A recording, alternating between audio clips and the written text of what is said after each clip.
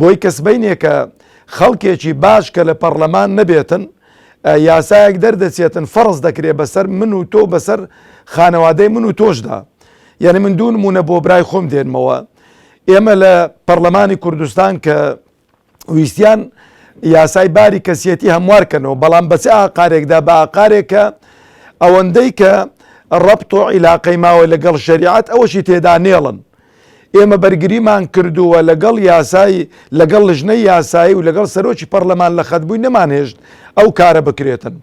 و ئێمە لەو چەند مەسەڵەن مانگەی ڕابردوو لە بەغدا تەماشای مەسەلەی ڕەگەزبازی کاتێک کە لە پەرلەمان قسەی لەسەر دەکرێتن و قەدەغە دەکرێتن، ئەوانەی کە خەڵکێک بە دەنجی خەڵکی هەرێمی کوردستان، بە دەنجی مسلمانان، بە دەنجی نوێژگەرەکان، بە دەنجی قورئان خوێنەکان دەنجیان پێدابوون بە ئەوەی کە گۆڕانکاری دەکەن و ئەوەی کە خەڵکێکی نزانم چۆنینە، ئەوانە هاتنە دەرەوە دژی ئەو یاسایە لەگەڵ یاسایەکە دابوون یاسا دەربکرێتن.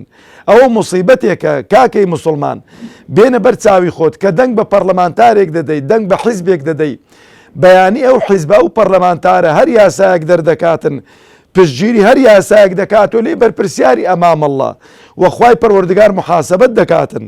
لەبەرە زۆر زەرورە بزانین کە چێ دەنێرین بۆ پەرلەمان و ئەو خەڵکە بۆ دەنێرین، ئەو خەڵکە بۆی نانێرین وەڵا کاکە ئەوە دەوڵەمەند بێتن یان پارێکی چاک وەربگرێتن.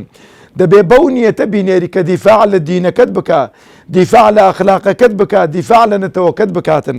ئەگەر بەو نیەتە نەینێرین بەڕاستی لەسەری قەرزدار دەبینەوە.